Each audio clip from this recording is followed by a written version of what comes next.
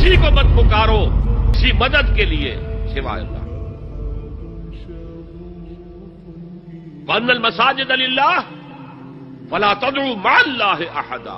अल्लाह के साथ, यानी एक तो यह कि अल्लाह को छोड़कर किसी को पुकारना, एक है अल्लाह के साथ पुकारना, अल्लाह को भी पुकारना औरों को भी पुकारना।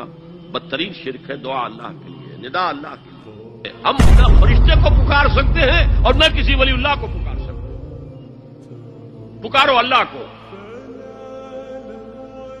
क़ाल रब्बुकुम उदऊनी अस्तजिब लकुम इन्नल्लज़ीना यस्तकबिरून अन इबादती सयदखुलून जहन्नम दाखिरीन। तुम्हारा रब कहता है मुझे पुकारो, मुझसे मांगो, मैं तुम्हें दूंगा, तुम्हारी दुआ सुनूंगा, कबूल करूंगा।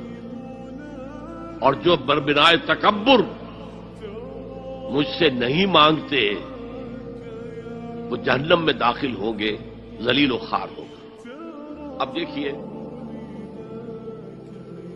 हमारे ये फरिश्ते यहां बैठे हैं ना, हम कह सकते हैं जरा भाई मेरा ये काम कर देना? नहीं कह सकते। जिब्राइल को पुकार सकते हैं, ऐ जिब्राइल जरा मेरा ये काम कर देना? नहीं, वो आलम गैब की शय है।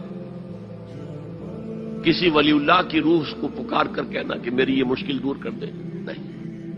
अल्लाह से कहें, अल्लाह को पुकारे, अल्लाह जिसके जरिए से चाहे आपकी जरूरत पूरी कर दे। मावराई एतबार से, गैबी एतबार से किसी से मदद मांगना, कसे बाशत कोई हो, शिर्क से दुआ।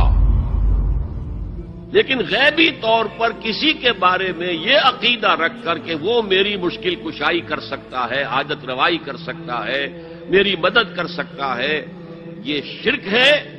और इसके शिर्क होने में कोई शक नहीं।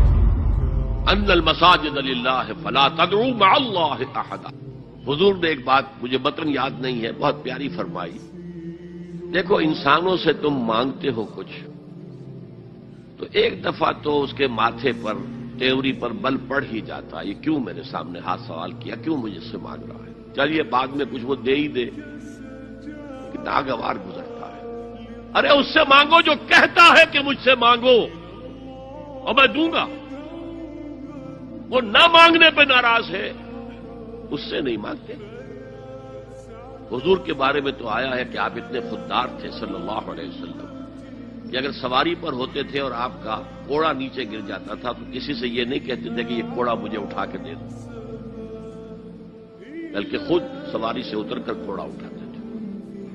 मौलाना हाली ने अपनी मुसद्दस के इख्तिताम पर जो मुनाजात लिखी है, ए खासा ने रसूल वक्त दुआ है, उम्मत में तेरी आके अजब वक्त पड़ा है। वो दी जो बड़ी शान से निकला था वतन से, परदेश में वो आज गरीबुल गुरबा है।